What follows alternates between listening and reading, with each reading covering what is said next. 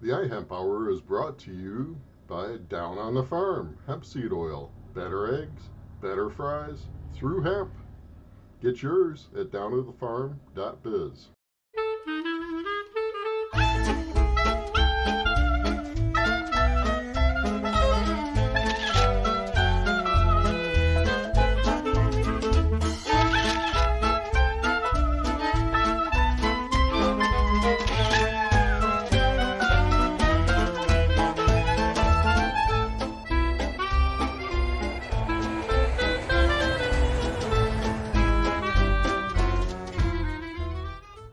I'm Dave Craybill with iHemp Michigan. iHemp Michigan's mission is to educate, inform, and promote the research, development, and cultivation of industrial hemp in Michigan.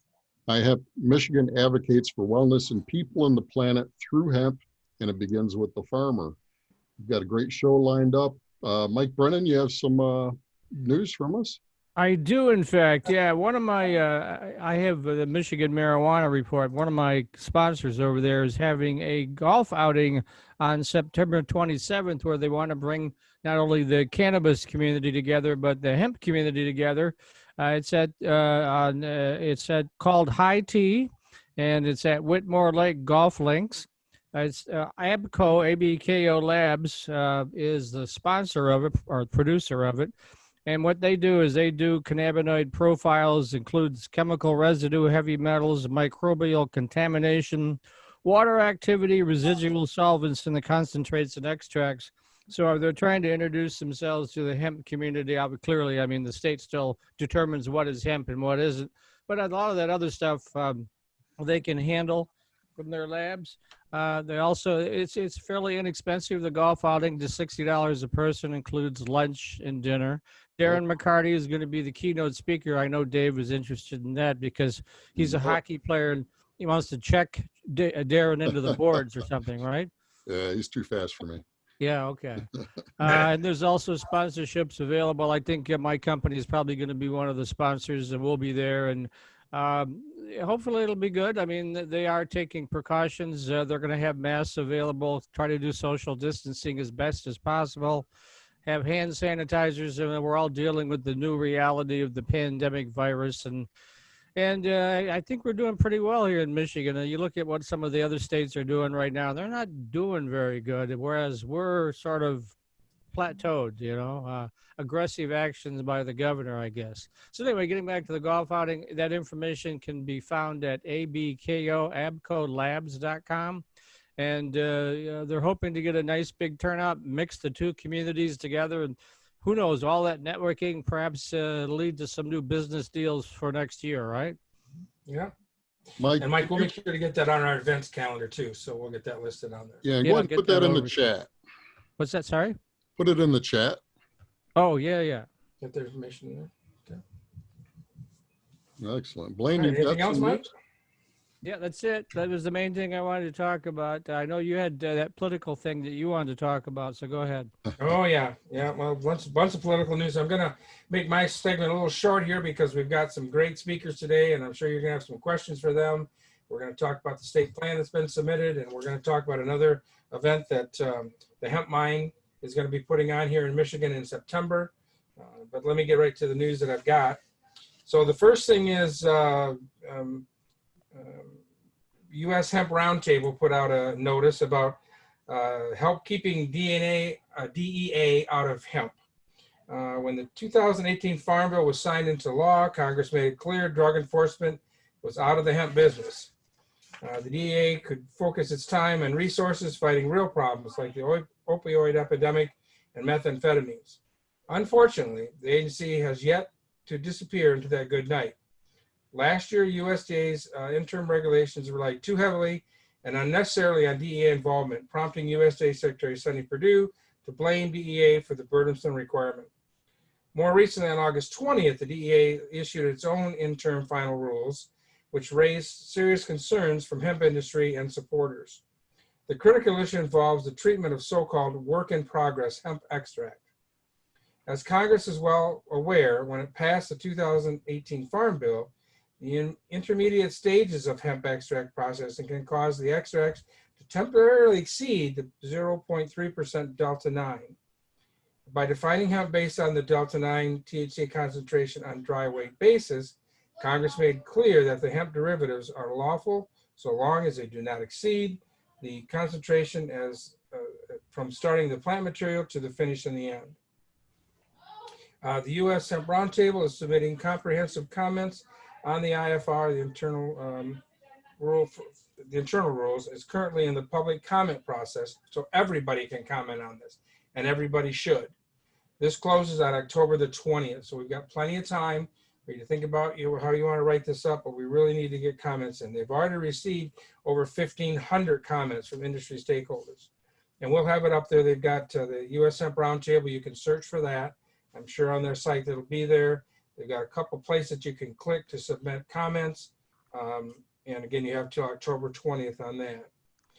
Some of the things they're looking at doing, they're possibly looking at litigation if they have to go that way. They don't want to, but that's one of the options they do have available for them. So again, please take time, make some comments on that situation with DEA so we can get them out of this whole hemp thing altogether. And this is one thing that might help get the process going. A limiting U.S. House vote would eliminate THC line between hemp and marijuana. A bill to remove cannabis from the U.S. Controlled Substance Act, regardless of THC content, and thereby legalizing marijuana federally with massive business implications, is scheduled to be considered by the full House the week of September 21st, according to the House Majority Leader Sten Howard. Would you please close that door for me? Thank you. The measure would remove all cannabis from the Federal Controlled Substance Act, not just varieties below the 3% THC, as in the federal legalization of hemp. The Social Justice Focused Marijuana Opportunity Reinvestment and Expungement, or MORE Act of 2019 already has 87 co-sponsors in the House and expected to pass. The House Judiciary Committee approved the MORE Act in a historic vote last November. Passage by full House would be seen as a huge milestone for the marijuana reform. But even if the House passes the MORE Act, industry experts believe it's highly unlikely that the U.S. Senate will consider the bill, even at the committee level, before the November 3rd election. The Safe Banking Act, a less controversial bill, has been sitting in the Senate Banking Committee for nearly a year since it was first passed by the full House. That measure would enable financial institutions to serve cannabis-related businesses without fear of federal punishment. The current version of the MORE would allow states to continue to choose how to regulate a commercial marijuana industry, implement a 5% federal retail sales tax on marijuana products, direct tax revenues for programs that would benefit individuals and communities most impacted by the war on drugs. So again, we have people home right now for the election season kind of thing. Do make sure, if you can, to reach out to them and get their feelings on this and let them know your feelings on this. The Midwest Hemp Coalition and Chicago NORML announced a grant for new hemp businesses. Now this is mainly for Illinois, but I just want to take a minute to talk about that because we have a lot of people that watch this from out of state. So the Midwest Hemp Coalition is partnering with Chicago NORML in the hopes of creating a more opportunity for women and minorities in the Illinois hemp industry. The grant is not a lump sum, but rather a promise to cover 1 year of free accounting, marketing, and legal services, as well as 1 year of licensing fees for processing or growing. And this is in Illinois. So we'll put some more information on there, up on the website about this, but participants have until September 15th to submit their application and learn more about the rules. If you visit ilhempgrant.com, you can find more information on that. And then in the, this is a pretty interesting news thing. The Warsaw Zoo will study the effects of CBD-rich cannabis on 3 African elephants. I saw that. Yeah, the researchers meant to gather data on how CBD affects elephant stress levels. CBD oil will be administered to the elephants through their trunks. Now let's think about that for a minute. How big an eyedropper do you really have to have for that? I bet it's going to be more than 5 drops. What do you think? This is probably the first initiative of its kind for elephants. Warsaw Zoo veterinarian, I'm not even going to try to pronounce his name. It's an attempt to find new natural alternatives to the existing methods of combating stress, especially pharmaceutical drugs. The 3 elephants recently experienced the death of the zoo's alpha female, something that has caused angst among the small population. That data may be available on this study sometime in about 2 years from now. So that's the interesting news today. So, Dave, anything else before we jump into things? No, I Mike? don't. I'll send an email out on that U.S. Hemp Roundtable, information. Okay. So. All right. Yep.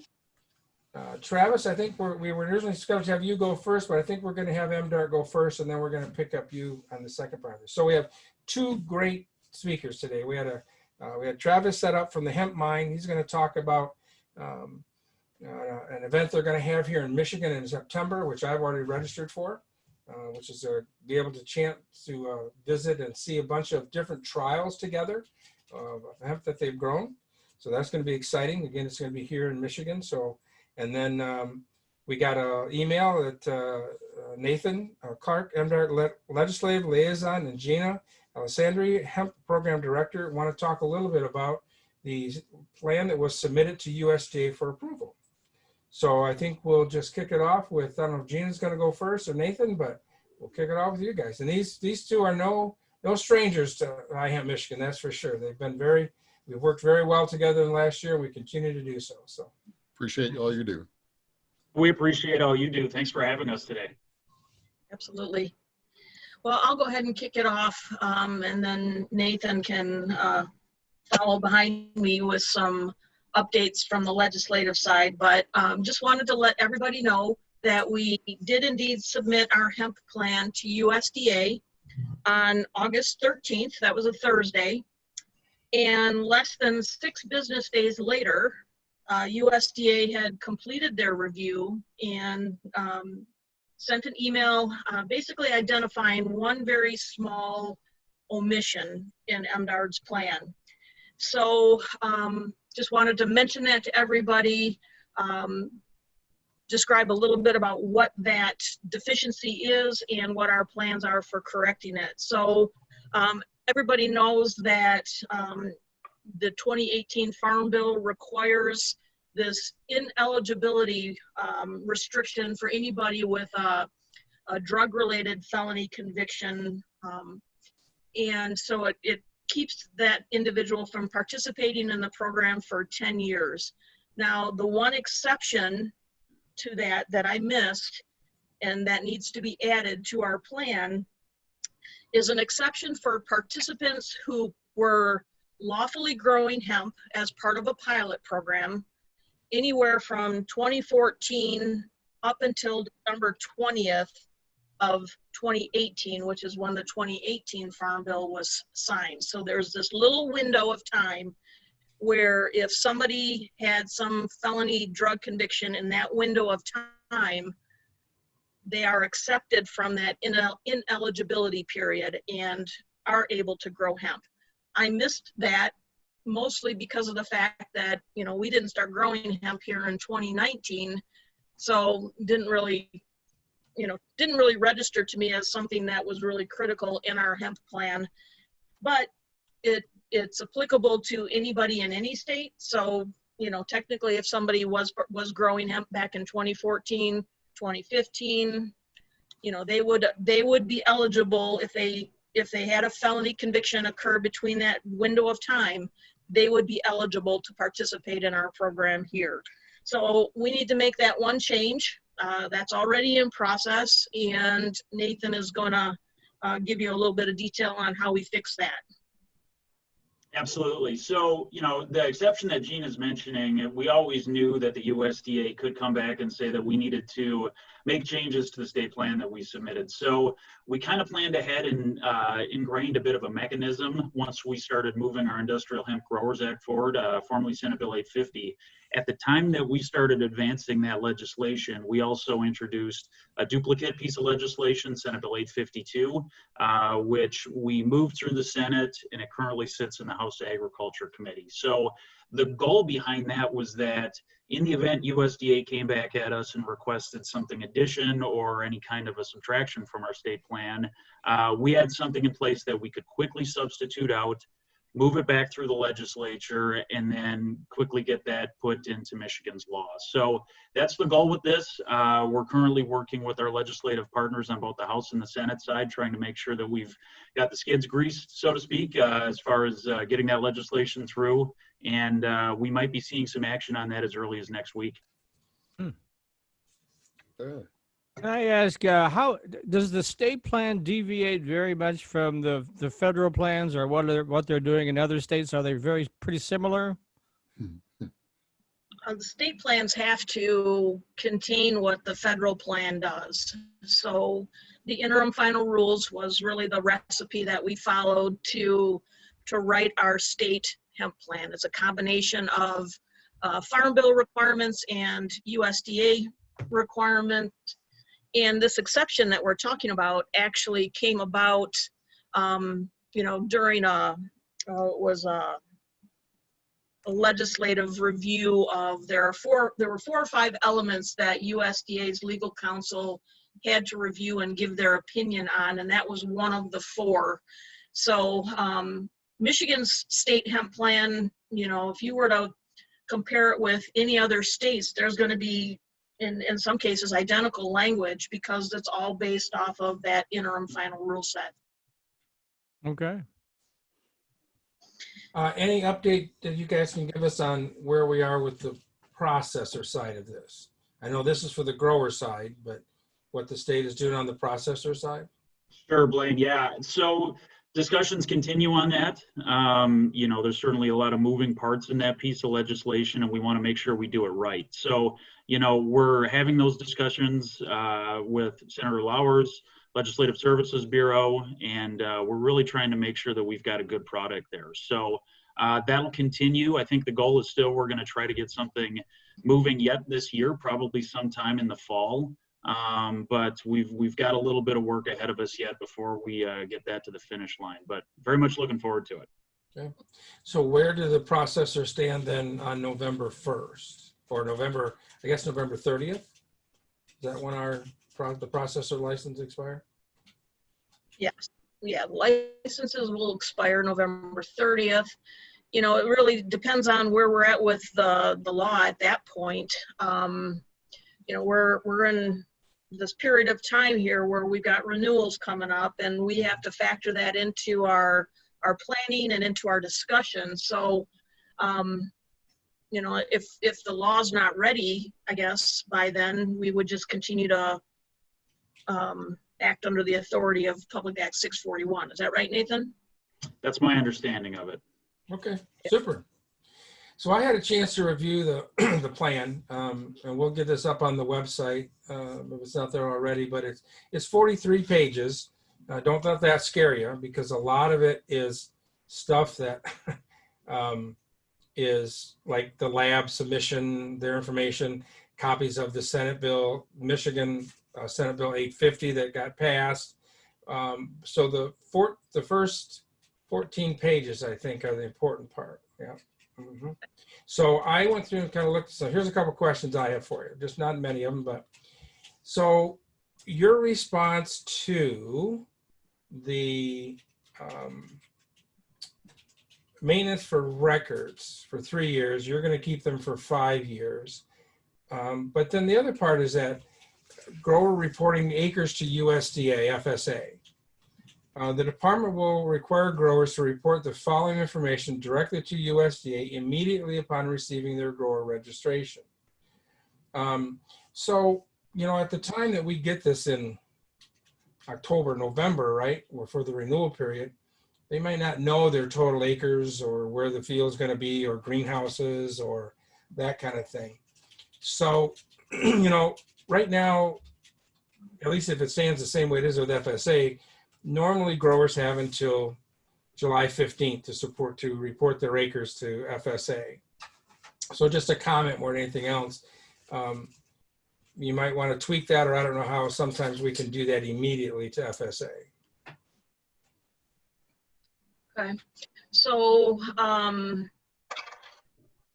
yeah, that's a good comment, Blaine. I appreciate that. I think everybody knows that when you are going to submit for a license, you still have to be very specific in terms of identifying where you're going to be growing specifically, to include now the legal description of that property and the acreage that you're growing.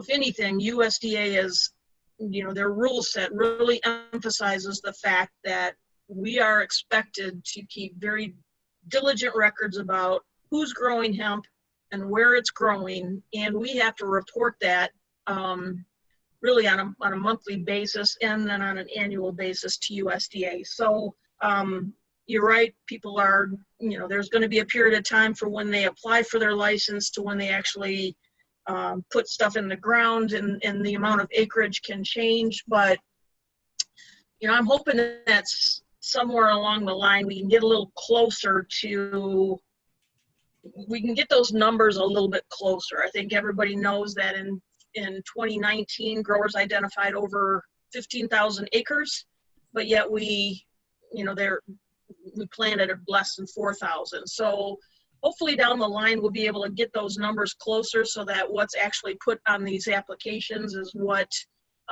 the acreage is. But yeah, I'll have to take a look at that, Blaine, and see, how we, I don't know if we would need to correct it legislatively or. You are right, though, that really this information will be known, because before they're going to get their grower registration, they're going to have to tell you, which means Right. they know it's pretty much where they're going to plant this. So, yeah. Right. And yeah, hopefully the numbers that they're reporting on their license applications and then what actually gets planted, hopefully that, we can get that a little closer over time so that we are can more reliably report on the amount of acreage we've got growing in Michigan versus waiting till the very end of the growing year before we know what that is. I have a request into USDA right now to try to get the generic information about how many acres were planted, and maybe even down to the county where it's planted, how many acres per county. And they're looking at that, so we can get that information, have that available. So, and if anybody has not reported their acres to FSA, I know it's not a requirement this year, will be next year, but you really should look at doing that. We never know when some kind of assistance, like the CFAP program, which although we're not eligible for right now, may become available. And one of those requirements is that you would have reported your acres to the FSA office. So there may be a late file right now to do that, but I highly encourage everybody, if you haven't, to do that this year for sure. Gina, can I ask on the growers' licenses, how does this year compare to last year? Is it about the same, more or less? Well, I have not asked for updated numbers in a couple weeks, but as of a couple weeks ago, we actually passed where we were in numbers for the 2019 year. It wasn't by much. We had registered 603 growers in 2019, and at that moment in time when I checked, it was 607. So very close. The number of processors was very comparable, and the amount of acreage was very comparable, and right around that 15,000 range. So, license issuance has slowed down considerably, obviously, considering the time of year. Denise is still working with applicants who have submitted their license applications, but for some reason, something is missing. And so, that number might continue to go up a little bit between now and the end of the year. But, mid-October is when we'll start issuing renewal notices.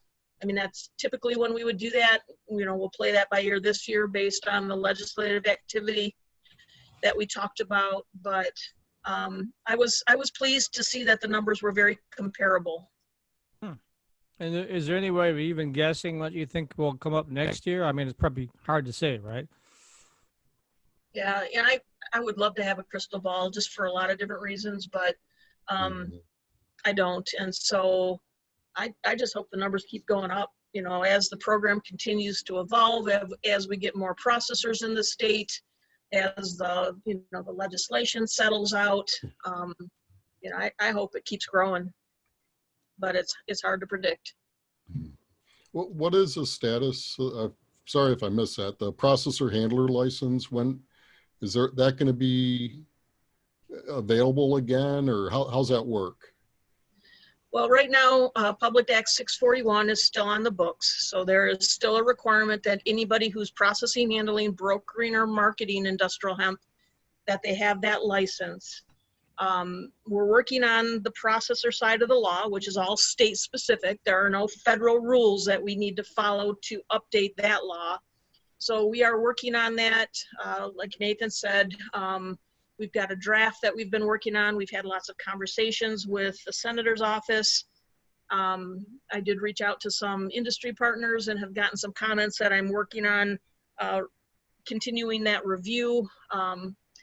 And depending on the timing of the legislative activity, you know, if we can get it done by the end of the year, maybe there will be new requirements on the books at that point. But you know, I just don't know how quickly we're able to get that done. Nathan has a much better read on that kind of stuff because of his role with the legislature. But we aren't going to have a lot of time to get this done, but yet that needs to be balanced with doing it right. So that could very well mean we have to go back to the drawing board a few times down the line, which I think with this industry is just going to be that's going to be the norm, I think, because I think this industry is going to continue to evolve. We know that things could change at the federal level, which is going to require us to go back to the drawing board with legislation. So we're in the process of sorting out what we absolutely want to include right now, recognizing the period of time we're trying to get this done in. And then we've also identified things that maybe are going to have to wait a little longer because we need to have more discussion and conversation. Yeah, and from the legislative standpoint, you know, it's potentially an interesting time of the legislative session to be doing a large initiative, an important initiative such as this, just because of a budget cycle that's going to be going through here in the short order. What is known as a lame duck session after the election coming up here in November can make things interesting. So, you know, it's kind of putting the puzzle pieces together with that and making sure that we're increasing our chances to educate folks on this, but then also make sure that we're doing it the way that works for everyone on this call and the rest of the industry here in Michigan. So that's the goal, and, you know, we're going to continue working towards that. If the MORE Act passes, which it appears it may, is that going to affect anything in terms of Michigan's legislation in this area? That's something that we're kind of going to have to look into a little bit more, I think. But, you know, Gina and I will keep having conversations on that, and we'll keep an eye on that one as well. So one of the things that we know we're going to have to do is going to be have the criminal background, the criminal history. For growers and key participants. So the verbiage under here says the grower applicants must submit a criminal history report with their grower registration application. The criminal history report must be prepared by the United States Federal Bureau of Investigation and include fingerprint-based criminal history record information. Any insight you can give us on how we're going to complete that or how that process needs to be done? Not yet. It's on my list. Here it is. It's on my list. Okay. I'm definitely going to research that and get some instructions out there on our website for how we would, you know, how growers are going to need to receive that information. Clearly, they're going to need to plan accordingly because it's going to take longer for them to get that versus being able to go on to iChat in their living room and print something off immediately. So that's on my to-do, Blaine. I need to research that and then come up with some very prescriptive instructions to share with industry so that we can get it done as efficiently as possible. There has been some pressure and some people trying to get USDA to extend this out to next year, 21, before we do that. If that's successful to get USDA to hold off on implementing those, I'm assuming we would just continue under the pilot program? Probably a better question for Nathan because we have two sets of laws on the books right now. Nathan, I don't know how thoughts on that? Well, it plays a big part in what we're doing potentially. I mean, you know, we do have the two laws on the books that Gina was talking about. And part of the intent of the second bill, the Processors Act, would be, you know, potentially to reconcile those two different acts together into, you know, one kind of cohesive act. So that's something that we're going to have to keep in mind. And, you know, like we're talking about, we want to try to get these puzzle pieces together sooner rather than later so that we can add some predictability to the process here for folks in the industry and, you know, honestly, from a regulatory perspective as well. So it's going to become part of the discussion, and it'd be nice to know if they're going to have some action on that sooner rather than later so we can kind of figure that out with the puzzle that we're putting together right now. Okay. Well, I'm sure you guys have been workable to this point with everything, so I'm sure we can work through any issues that might come up that way. So that's really great. Yeah.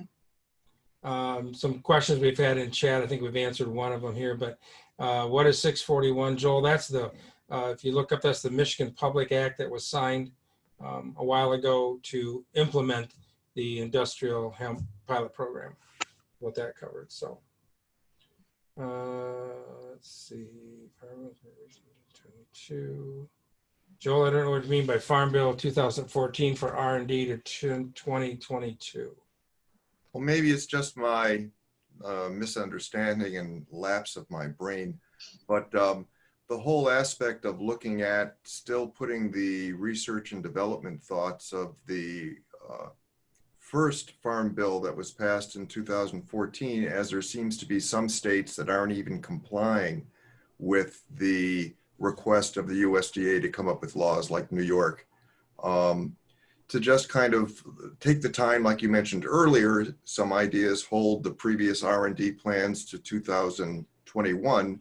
Other states are talking 2022, just to gain much more information on the real costs of trying to apply these restrictive rules. I think that's what you were relating to, Blaine, and I just fear that we're really stifling whatever we are trying to start, and that's what I'm feeling and hearing. I don't know if it's possible for us to do that. I don't know where states' rights is of trying to push the USDA back for a bit of time until we can get our footing. But isn't that what you were referring to? Maybe I just have the year of the law wrong. Yeah, well, yeah, because they're talking about just moving it back to 2021. They're not asking for 22 at this point, right? Just 1 year with the COVID and everything else going on. And again, some of the issues we have. That would be helpful. It would certainly would be. And we'll see if we get traction on that or not. But Gina, do you have a thought about that? Are you being pushed in any direction, or just have to comply with the rules? What I've heard, and so you know, there have been multiple conversations with USDA on this and requests for extensions, and what I continue to hear from them is that the ability to operate under the authority of the 2014 Farm Bill was only good for up to 1 year, for 1 year after USDA published their interim final rules. So that came from the 2018 Farm Bill. So that 1 year is up the end of October of this year, which is the compliance date that we've been talking about all along. Every time the question has been posed to USDA, their response is that it would take an act of Congress to delay that date. So that's all I know. And so, you know, and Michigan is one of the last few states that doesn't have an approved plan in place. So the delay that's being requested, you know, it's not so much from the standpoint of allowing states to more time to submit their plan. it's more of a chance for everybody to look at the interim rules that USDA has come up with and tweak them a little bit. I mean, there's a huge push right now to try to get it from 0.3 to 1%. So, and we'll see where that goes. Nancy, your question on, could you please fill out when a processor license is required for the grower to get their hemp to market? So if you're growing it for yourself, then you're a grower, and that's all you need is a grower license. If you're going to move that product in another manner, off of your farm, so to speak, and either a CBD product or like what I'm doing with making hemp oil, those kind of things, then you're considered a processor, and you need to have that in place before you do that. Right now, it's currently good. If you have one now, it's good until November 30th, and then December 1st. At some point before that, you'll need to apply for another processor license. And I think what they've explained is that we're going to be going under what we currently have for processor rules at this point, moving forward until you get other rules in place. So I want to just clarify something real quick, Blaine. Yeah. So, and I may have heard it wrong. The question that was asked from 2019 and in 2020, we've required growers to obtain a processor handler license to market their harvest, to sell their harvest to a processor.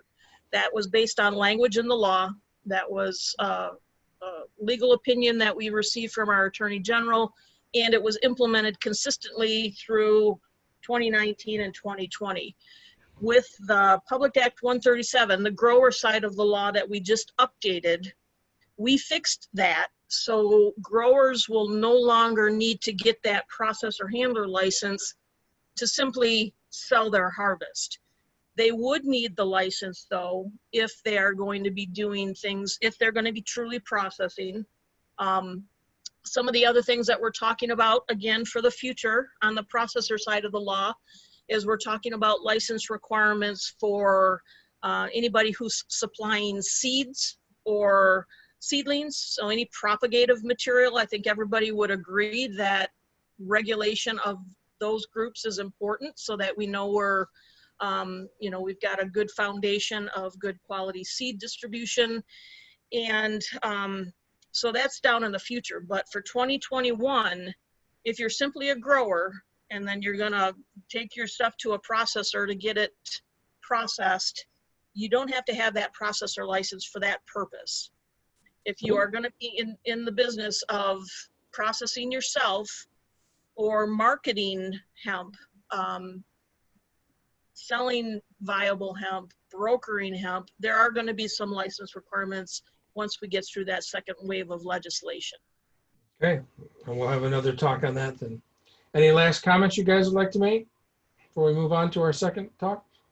No, just thanks again for having us. It's great to see you guys, and let us know if there's anything else you want to have us on to chat about. We're always happy to chat. All right. All right, we'll appreciate it, guys. Available. It's always fun working with you guys through this whole process. So, Thank you. all right. So our next talk we're going to talk to is Travis Higginbotham. The hemp mine is a successful family business with 40 acres of hemp production in Fair Play, South Carolina. Our foundation is built on horticultural science, from being cotton farmers, tree farmers, to greenhouse ornamental growers and researchers. The company is vertically integrated for being hemp breeders to farmers to manufacturers over 20 consumer products which are sold across the country. Their business model being vertically integrated, we understand the bottlenecks from the start to finish throughout the whole supply chain. And Travis, again, certainly is no stranger to iHemp. He was one of our main speakers last year at the Expo. We hope to have him back again this year. We'll talk more about the Expo in a little bit, but we want to get Travis on, and we want to talk about your field days you're going to have, Travis, and some other good news you're going to spread with us. So there we go. Hey, Travis. Hello. Thank you for the introduction, Blaine. Very nice. First, just want to say I think it's great that the state here in Michigan is willing to get on and talk about these topics. I wish here in South Carolina we could have more involvement like that. So it was great to be on and hear that. Yeah, I actually have a presentation. If I could share my screen, it'll walk a little bit about the hemp mine, and we can touch on the event and kind of what we offer as a company too. And there we go. Give me 1 second.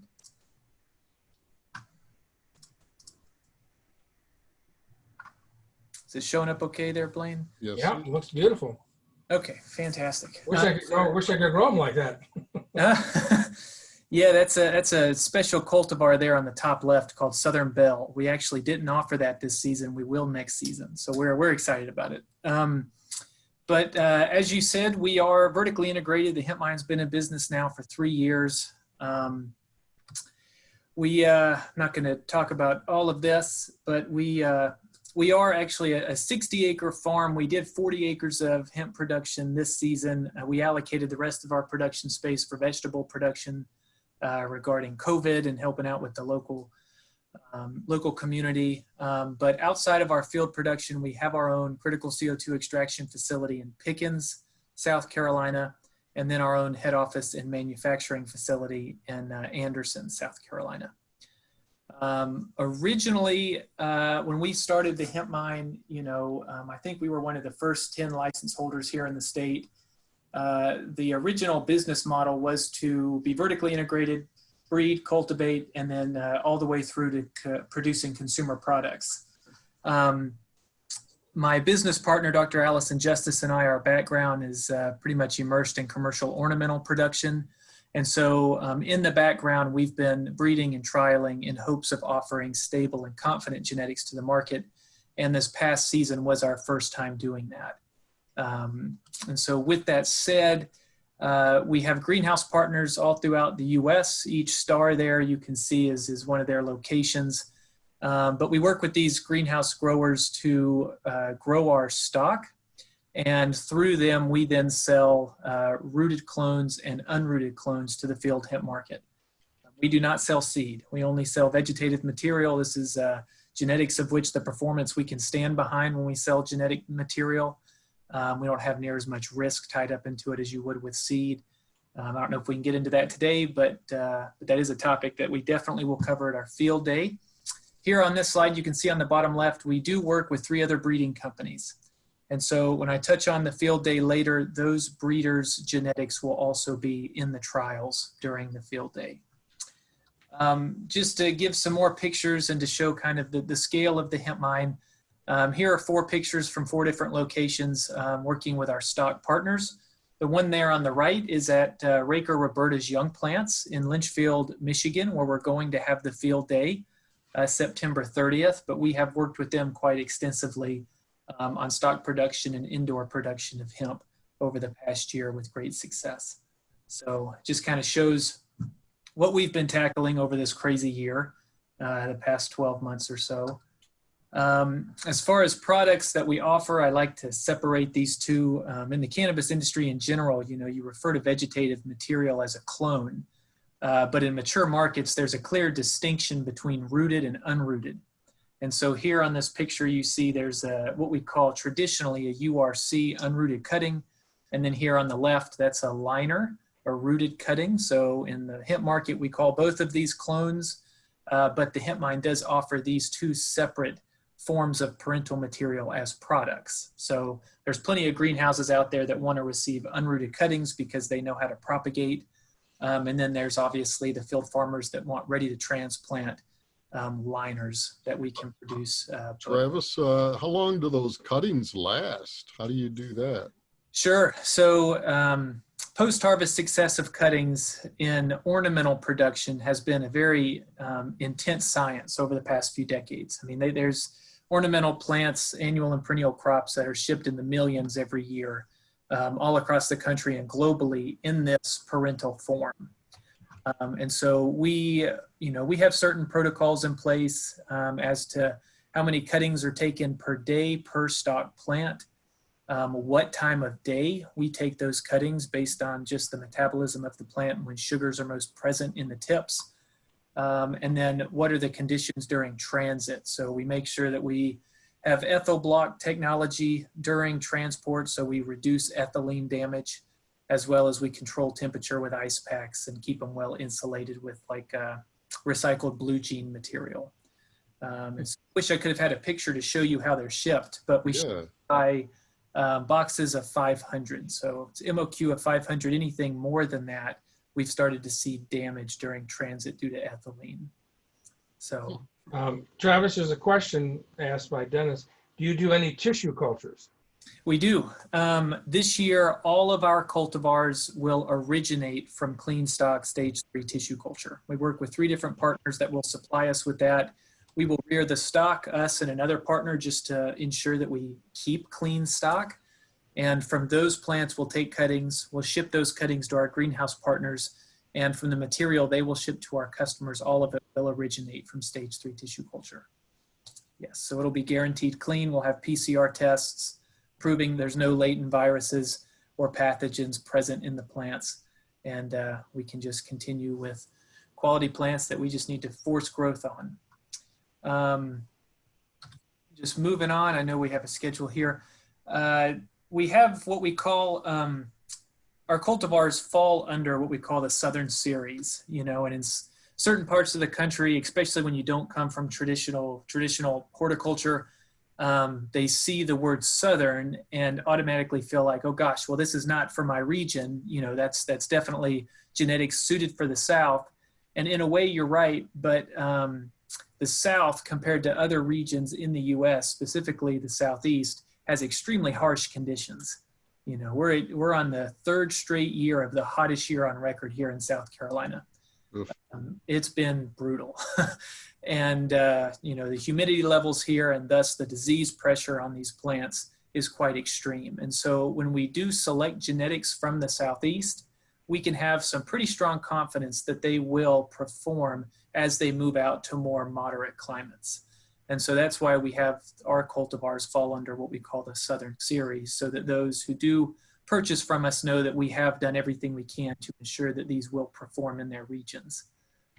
Touch on how we're trialing in other areas too, but we have a limited offering. As you can see, we offered 7 cultivars this season.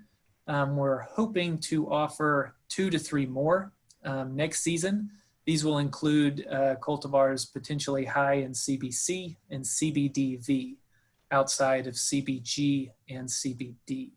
So our focus is cannabinoid production. We don't have any focus on fiber, hemp seed. It's all cannabinoid production. So won't go into too much detail, but here on the top right, that's a picture of, I believe that was, I think it's Southern Dew at scale. And then on the bottom, that's Southern Tiger being grown indoors for smokable flower production.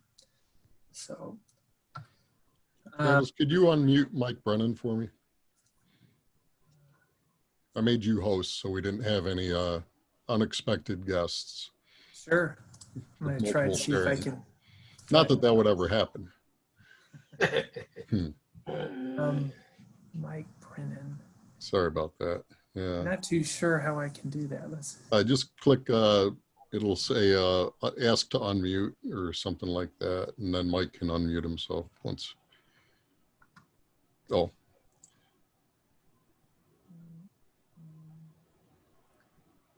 Oh, sorry, Mike. That's probably. You can do it by hand signals, Mike. Oh, okay. Did you get in? Sorry about that. There we go. Sorry about that. Internet, my internet connection dropped there for a second, so I'm on my mobile hotspot. Okay. Do you have a question for us, Mike, or just wanted that unmuted? I got you. No, I just wanted to get unmuted. So when I want to ask a question, I can do other than doing hand signals or something, you know. So. Sure. So no, I'm almost done with the presentation, and then we can just talk a little more. But no, we provide, you know, I'd like to think that we've done some, you know, significant work with our genetics before we offer them. We offer a significant amount of data to hopefully help the farmer make decisions at their location and be confident with the cultivars that they choose. But something, Blaine, that maybe we could have another webinar on later. But it's amazing to me how few people talk about the photoperiodic nature of cannabis, you know, similar to that of soybeans, poinsettias, garden mums. It's really amazing how it's not talked about that much, and it truly should dictate when you plant and when you should harvest. And so what you see here on the slide is what we call flower response times. And so I'll just go through. So like on Southern OG in South Carolina at week 30, year week 30, the day length is 14 hours and 10 minutes. We have learned that Southern OG will initiate flowering at 14 hours and 10 minutes, preceded by a longer day. right? So that's why we plant hemp earlier in the spring. Day lengths are long enough, hopefully over 14 hours. We get, bulking growth, vegetative growth throughout the season. As we go throughout the season, we hit the solstice, right? Like the tip of a bell tip curve. We come back down, day lengths start to get shorter, and these plants are initiated into flowering. Not many breeders out there know what photoperiod triggers those plants into flowering. At least on the cultivars that we do offer, we do have those day lengths. And this really comes into play to help, especially in northern latitudes like Michigan, help you know how early you can plant in relation to your frost, and then know, okay, flower initiation is going to occur in this example on week 30.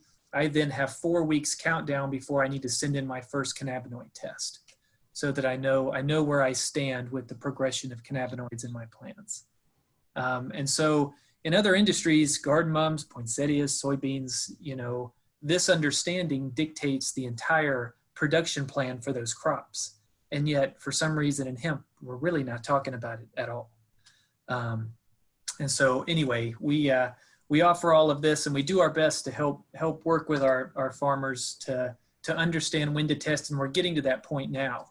I think some of our farmers are on today, and we've spoken with them even today on this, and how we have a dedicated lab that we work with, ISO accredited, DEA certified, that gives our clients discounts for their cannabinoid tests, but at the same time is there as a resource for our customers. So I know that in some cases, this is the most stressful part of production.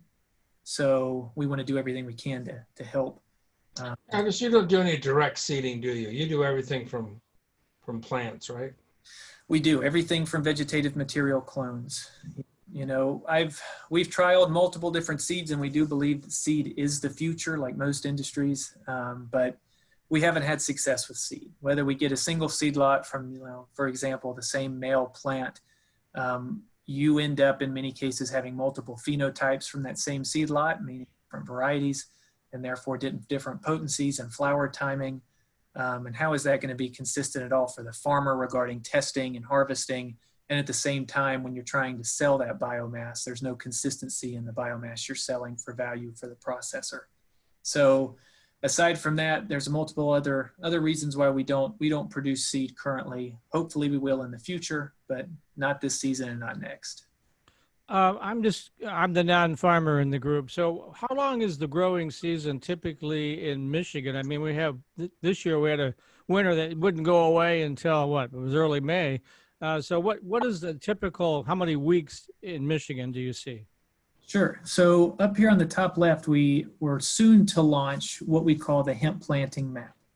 And so this is an interactive online map that shows you frost date in line with your day length. And it first tells you how soon can I plant. And then it also shows you at each location when you hit these critical response times, when the plants will go into flower. And then from there, you have between 6 to 8 weeks, depending on CBD to CBG, how long your whole cycle will be for the season.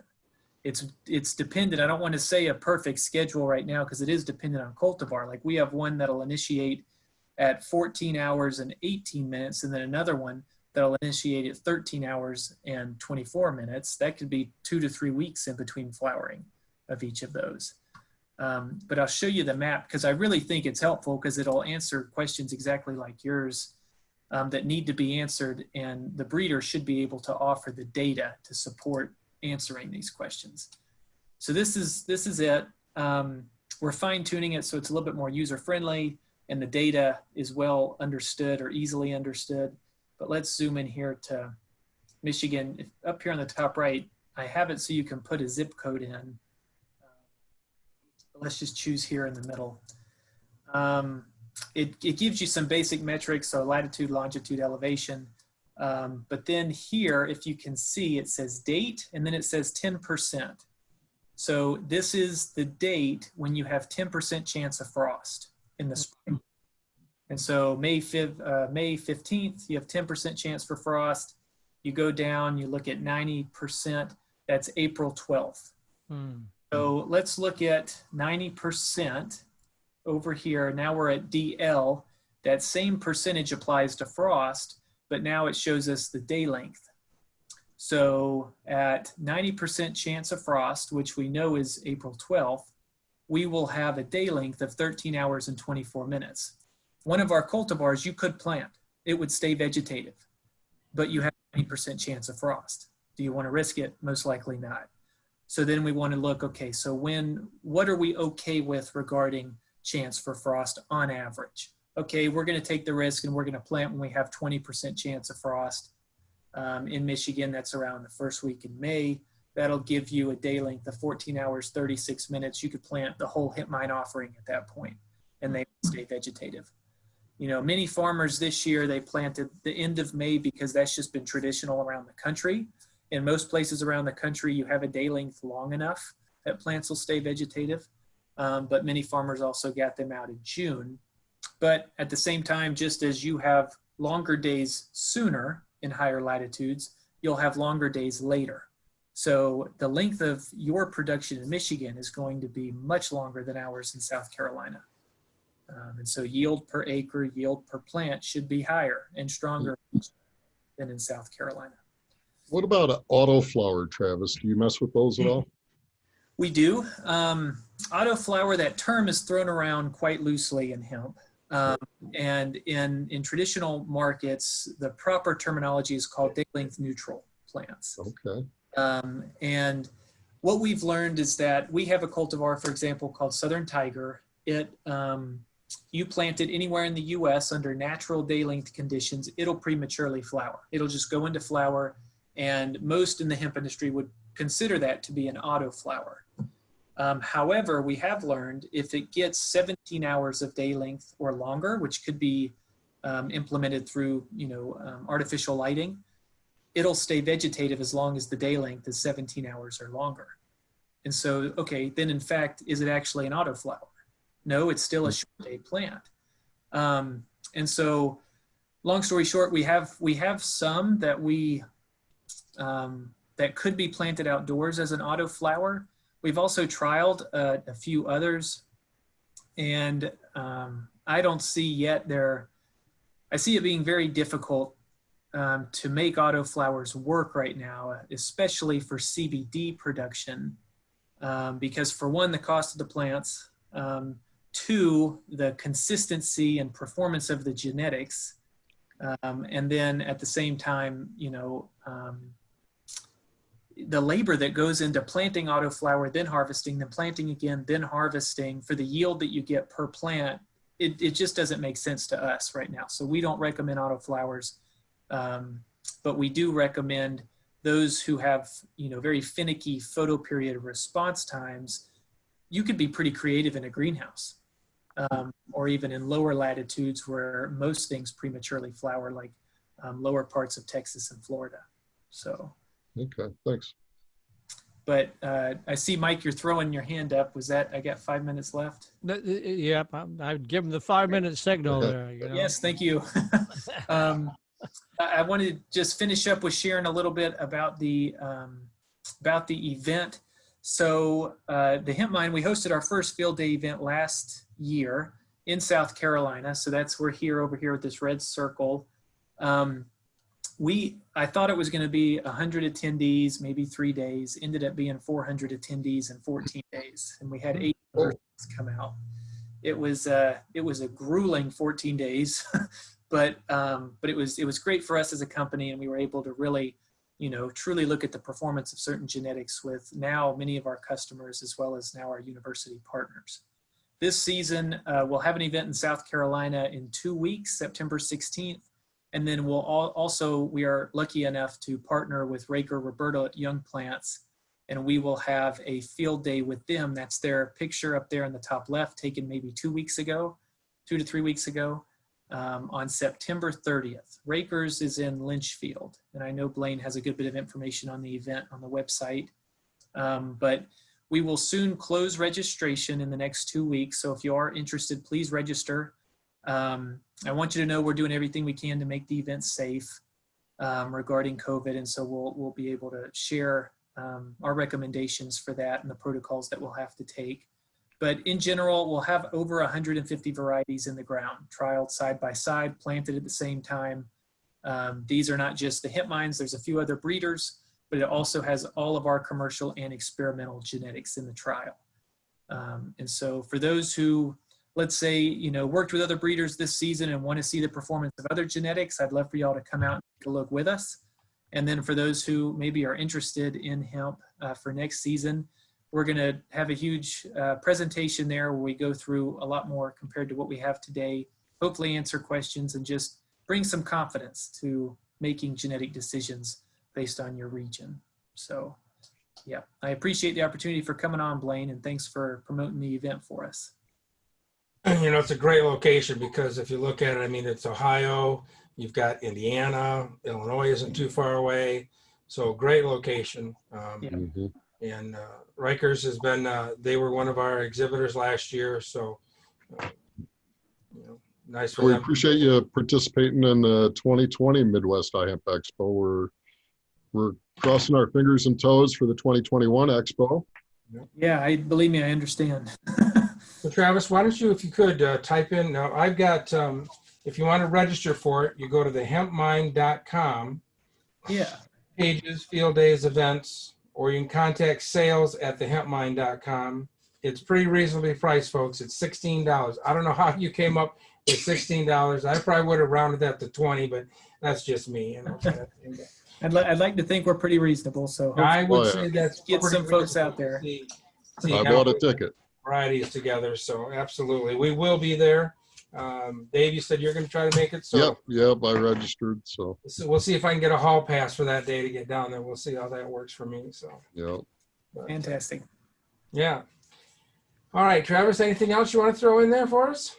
Nope, I think that'll do it. And thanks again for the time. And I think what y'all are doing with this group is great. We haven't seen many others like this. And I expect there's going to be a lot of interesting times ahead, especially right now in the season. So if you can help, don't ever hesitate to reach out to me or Dr. Justice, whether it be metrics on drying, on, you know, what is the now conservative ROI expectation for biomass and smokable flour, whatever it may be, we'd be happy to help. Okay. Are you guys getting involved in grain and fiber at all? We are not, no. I can appreciate the question, but we're trying to stay focused, and we will for now continue to stay focused on cultivars high in cannabinoids for strictly cannabinoid production. Okay. Okay. All right. Thank you so much, Travis. Well, just Yeah, a thank couple y'all. other thanks. Thanks again, Travis. And I look forward to seeing you in a few weeks down here in Michigan. So again, that may be our first chance, folks, as a group to kind of get together and play a little bit. So Yeah. we make it down there, we'll probably have some hemp masks that you can buy that we've had this year. We got ordered. So we'll have those available down there for people. How's that? Fantastic. So just a couple things. Remember to send in your hemp samples before harvest. Make sure you contact the lab, get your results there. All this information can be found on the MDARD website. Remember that make sure you check your emails. Don't have them in the spam. This is how they communicate with us. A lot of it is through this emails. So make sure you got that. Still looking for livestock farmers that want to be part of the livestock feed research project. Right now, I'm just gathering names and what kind of animals you have, livestock you have, but we're moving forward on that. Personal note, if anyone grew hemp seed for grain, I'm interested in talking about buying that crop, whether it be organic or not. Also, have been able to develop a machine. I haven't, but a gentleman that I know has. And I'm looking at buying hemp stalks this year from CBD plants. We'll be processing those into the fiber, into the herd part of that. So anyone's interested in that, I don't know if I've got it up on the website yet, but I'll have an application there where you can put your contact information there and I'll look at buying it. So we're getting lots of phone calls and emails regarding processing, drying service buyers for this year's crop, and growers looking for labor for fall harvest. Remember to use the iHempMichigan.com business listing and classified ads. We have made the pricing very affordable and a place for business and processors and growers can connect together in a very simple way there. The Midwest iHemp Expo is a go. This year's theme is a sustainable world. Mark your calendar for Friday, January 22nd and Saturday, January 23rd. We are hoping to do a live event. If so, it'll be at the Lansing Center, Michigan, where we had it last year. The Radisson Hotel will have special rates for us. Additional information will be coming out soon, and October 1st is when we plan on starting some kind of registration for that, both for the exhibitors and for attendees. It may need to be a virtual or may need to be a hybrid virtual live show, but either way, you don't want to miss it. It's going to be an awesome, we're going to bring a lot of business and going forward with where hemp's going to be in the future here. The Midwest Hemp Council is planning their Industrial Hemp Expo in February, Thursday the 4th and Friday the 5th. More details with that will soon come out, but it's going to be around the Indianapolis area. All right. And so, Brad, Brad's looking for a farmer in Michigan for that magazine. Do we want him to chime in about that? Yeah. Oh, Brad. Yep. I'm sorry, Brad. Yep. Well, I keep throwing him out of the meeting because I thought he was doing it by mistake. So, Nope. sorry, Brad. Brad and I talked about it, and I completely You didn't share. Don't worry. It's your time, Brad. Go. All right, quickly, the Michigan Department of Agriculture annually produces a really cool magazine. iHemp has been featured in this magazine in the previous year's issue, which is distributed throughout this year. So it'll come out, I believe, in February, and 10,000 plus copies. It gets handed out at farmers markets and all over the state of Michigan by the Department of Agriculture and their partners. What they're looking for is somebody who's a traditional farmer who has branched into hemp farming just as a way to expand on their agricultural efforts. So somebody who's got traditional farming background who has gotten into hemp farming. We need this person relatively soon. I think, if you've got an interest in being part of this, it's great exposure, especially with some key audiences, and they are willing to first of all, put up an article that you're happy with, and second of all, work with whatever security concerns you might have about having your fields photographed or your location discussed with any specificity. So anyway, if you're interested and you're a farmer on this call who's hearing my voice, who wants to have presence in a Michigan Department of Agriculture production that goes out to a lot of cool places next year, get in touch with the guys at iHemp. Thank you, Brad. Thanks, Brad. All right. Anything else for the last cause before we get into the fun part of the show? No, that's we're running way over today. But, are we? Okay. Well, we've had a lot of good things to talk about. Yeah. I guess I got to position this better. So there we go. You see it. So, all right. So this week's recipe, real simple, real easy. I think it'll be a great one for this upcoming holiday. It's a kind of a more of a cold than it is a hot thing, but it's a salmon and hemp hearts. So you use a pouch of wild-caught salmon, broccoli saw, chopped celery, cucumbers, red peppers, a bit of clean mayo. I have no idea what they mean by clean mayo. Usually when I buy mine, it's usually white in a jar, but I hope it's clean. I think it's clean. But, Yeah. oh, healthy mayo, is that what she's saying? Healthy, For okay. such a thing. And a sprinkle of hemp hearts. So clean and refreshing during these hot summer days. So it's a pretty easy one to make up for the weekend coming up. Hope everybody has a safe and fun one. And next week's show is going to be kind of a mystery right now. We've got a couple things out, so it's going to be a mystery show next week. We'll let you know during the week what's coming up on that one. Yep. All And, right. Then. Everybody have a safe Labor Day weekend. Don't get too close to your relatives, though, right? That'd be a good excuse to stay away from your mother-in-law. Dennis, as far as the contact for Brad, if you're interested, just send us and we can get you that information. The magazine, Brad, what's the name of the magazine? Do you know? Michigan Ag. Is it Michigan Ag? Yep. Okay. Yep. All right. So we'll get that over to you, Dennis. Shoot us an email to remind us.